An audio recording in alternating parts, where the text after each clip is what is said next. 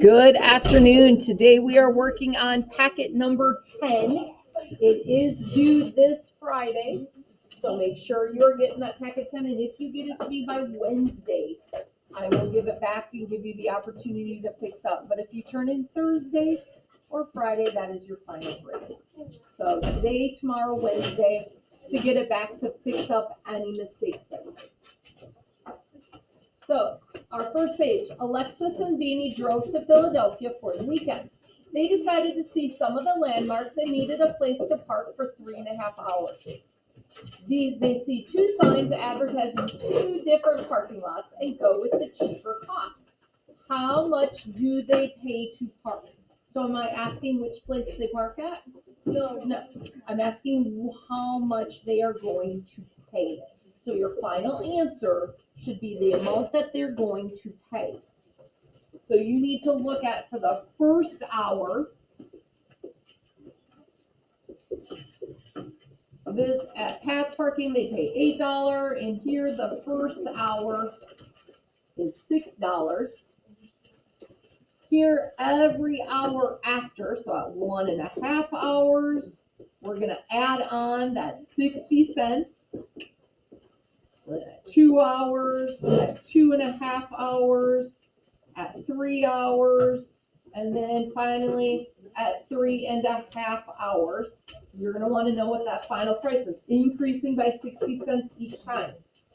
You do the same thing for Paul's Parking at 1.5 hours. You're going to add that $1.25. So at 1.5 hours, he's going to be paying $7.25, increasing it up till you get to 3.5 hours. Look to see what the two prices are. Write the cheaper cost as your answer. Don't forget that first hour is that main base price, and then increasing by what you're supposed to increase by. Our second page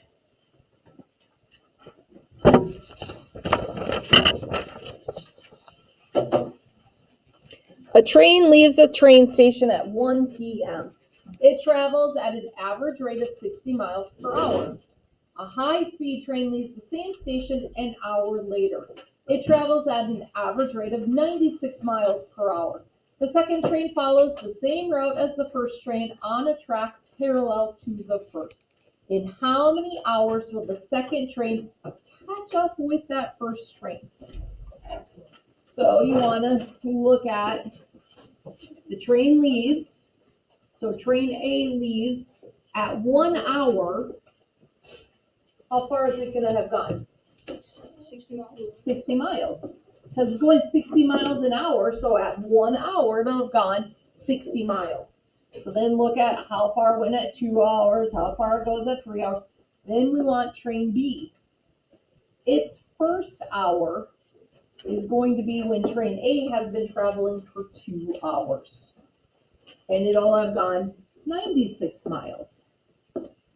So it won't have caught up to it yet. So you're going to have to compare. Make sure you're comparing. Train B's 1 hour is when train A has gone 2 hours. And look to see how long it will take for train B to catch up to train A. You do need to show your work. Sorry. Did you say how many hours train 2 took or train 1? It says, in how many hours will the second train catch up to the first train? So you're going to be wanting to look at that train B. How many hours does it take for it to actually have mileage that catches up to train A? Our next page is our 5-card challenge. Couple of things I want to clarify with people. If we do something like a square root, you have to have a 2 in order to do the square root, and you put that little 2 right there. It counts as a card. So if you're going to do the square root of a number, that's an operation, but you have to have the 2, and you write the 2 in there because it counts as the 2 card. If you're going to do an exponent, so if we have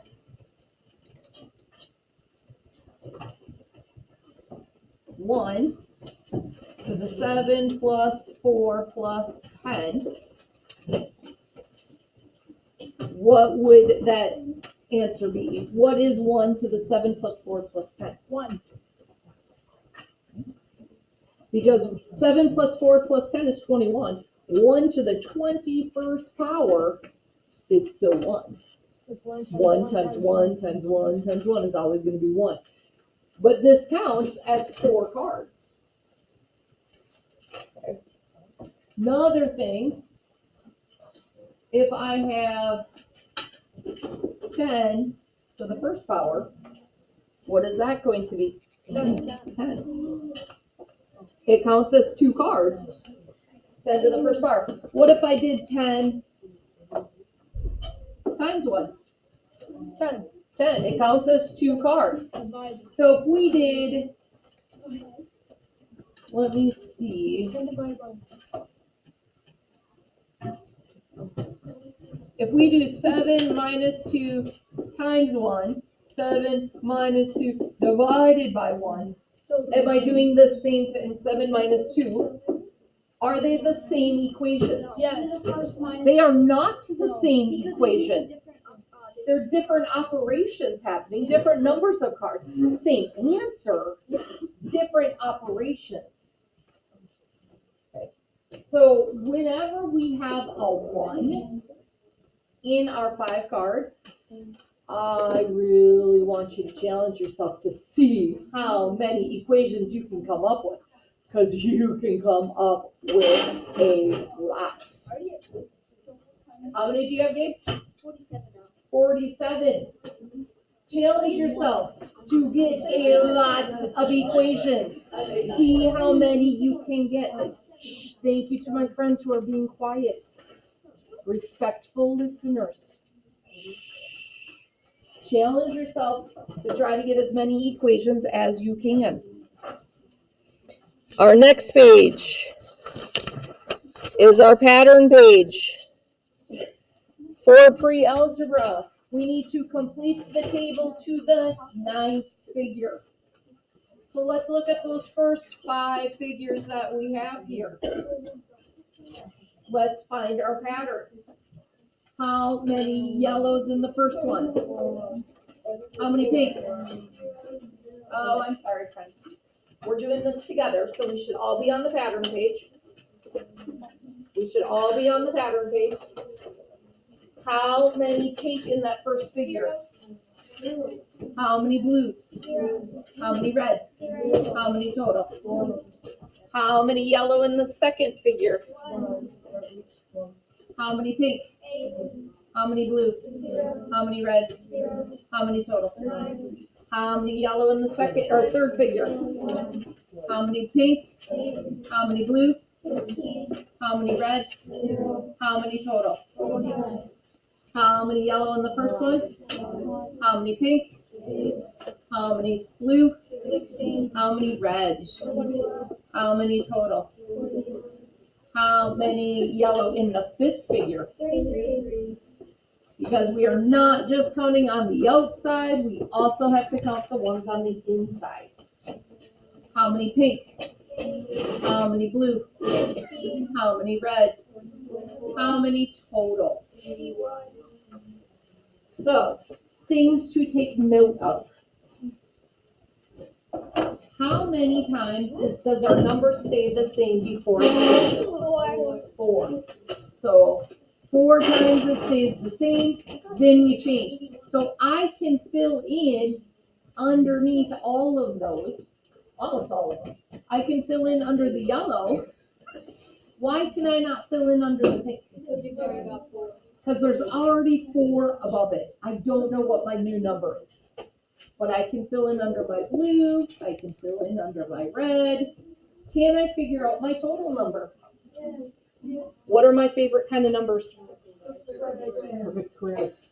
Let's look at those total numbers. What kind of numbers are they? What is the pattern of our perfect square? Those odd numbers. 1 squared, 3 squared, 5 squared, 7 squared, 9 squared. Can I figure out what that total is gonna be? Yeah. If I figured out what my total is, can I figure out my pink? Yes.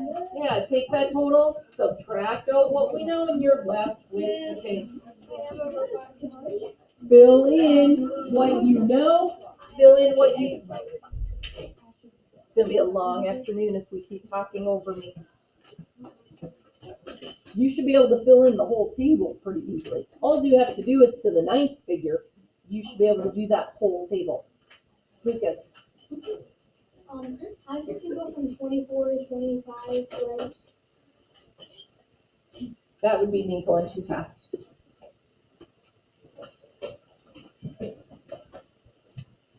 Okay, next page.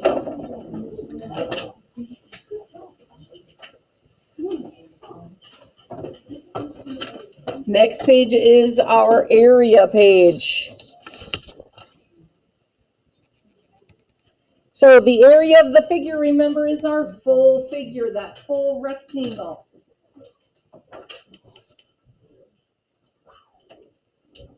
So that's our full area of the figure. Length times width. Write out what you did to get that amount. Then it says area of the shaded region. My shaded region is goofy shaped. So what do I have to do to find it?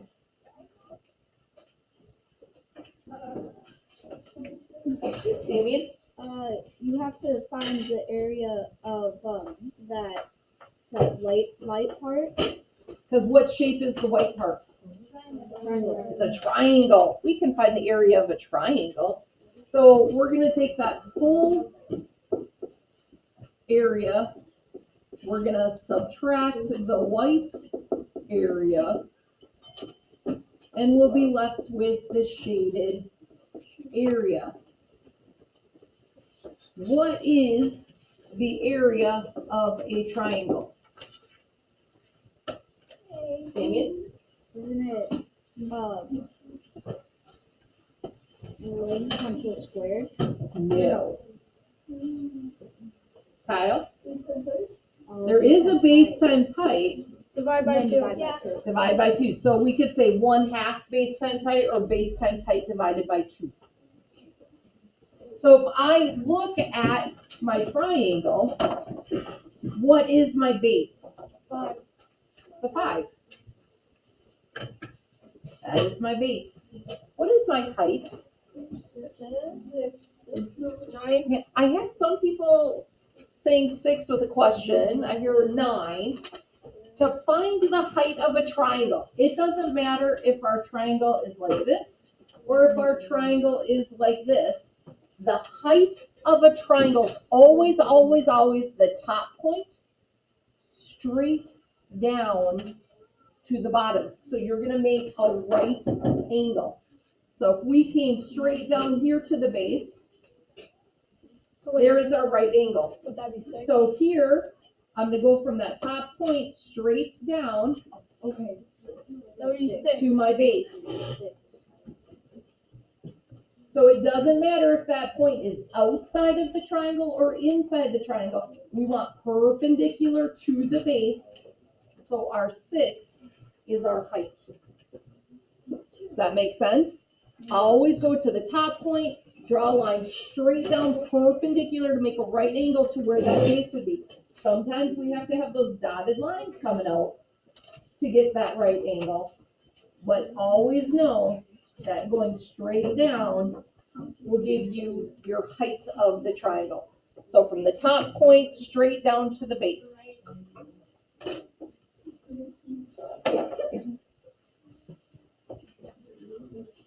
All right, next page.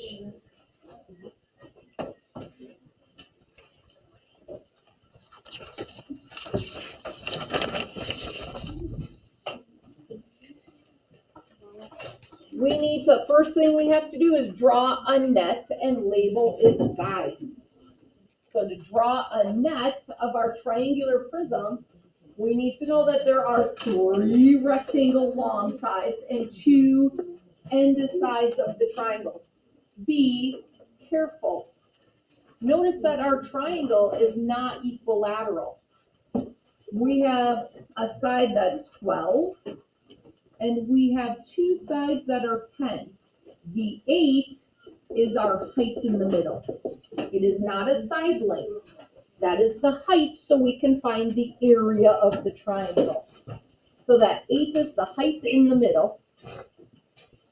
It is 10s on both sides, and 12 as our base.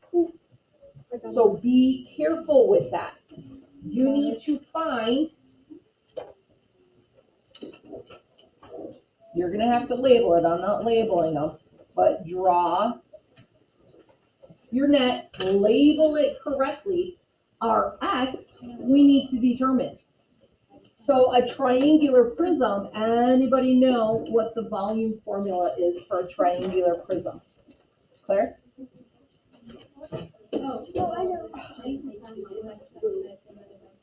Length times width times height divided by 2. So if we know the actual volume, we know it's 960 equals, our length is an X, our width is 12, and our height is 8 divided by 2. So you need to figure out what the X is. Do your opposite operations. Peyton, we should not be turning around to communicate with other people. Focus should be up here, hon. So solve for the X, so you know what X is. Make sure that you are labeling all of your sides correctly so we can get the correct area. Because for our surface area, we need to find the area of each of our sides and add them together. Matthew, did you have a question? Okay. Let's look at our next page.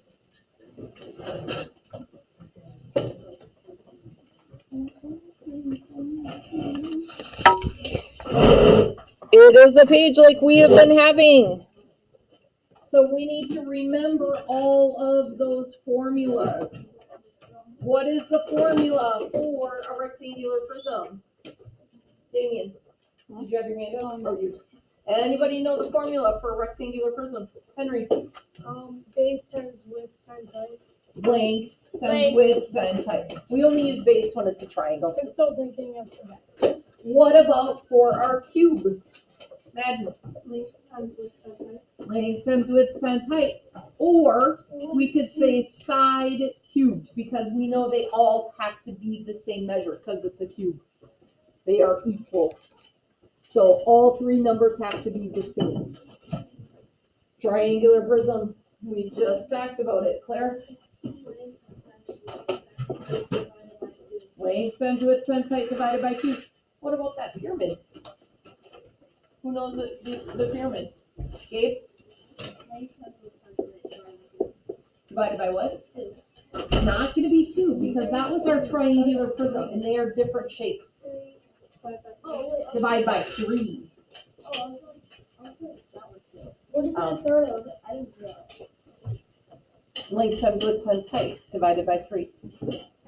So if there is a number that you can divide just one of them by 3, you can divide it first. Doesn't matter. Or you can multiply them all and then divide by the 3. Got it. Okay. Anybody remember the cylinder formula? So who remembers a circle? Matthew? Pi r squared times h. Yes, because that circle is pi r squared, and then we multiply it by the height. So our cone is going to be that pi r squared, and our height is divided by 3.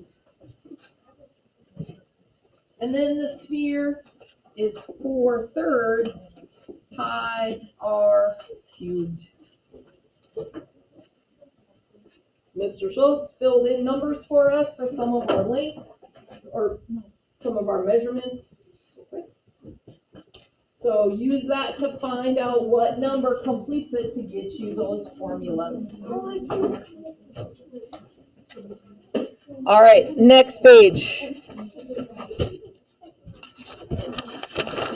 Next page is one of those logic pages. I know Olivia's loving this page. I love it. I love it too. Each line, you only have the number written one time. In each square, each number is written one time. So figure out what number goes where. Then our next page. Oh, those Fibonacci numbers.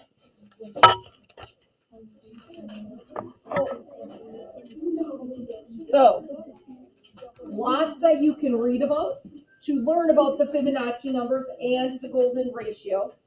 The work you have to do, be very careful because I've had quite a few people turn in and quite a few people have to redo stuff on this page. Shh. You are taking the two numbers, you're dividing them, and you're writing the answer here. Round each quotient to the nearest 10,000. I've had some people rounding to the thousands place. I've had some people rounding incorrectly. Okay, so this is making us really think, where is the 10,000th place? And what do I round to? So you need, yep, Claire's right, she's holding up 4 fingers. We have the tenths, the hundredths, the thousandths, and then the 10,000ths. So we need to make sure that we have 4 places when we have all kinds. If our answer is a whole number, or it's a number that, let's say, goes to the 10th place, you do not have to fill in zeros after it. I am looking for when we have those numbers that have numbers that go past that 10,000th place. Then you have to round to the 10,000th. Making sure we remember that if it's 5 or more, we round up. If it is 4 or less, it stays the same. And then we have our last page is our polynomial. We know how to do those. Just remember, I still have some people wanting to rotate pieces to fit. You cannot rotate any pieces. You can only slide them. No rotating. Okay. If you still have questions after watching the video, come see me one-on-one when we have work time to answer your questions. I hope you're well and I hope to see you soon. Have a wonderful day.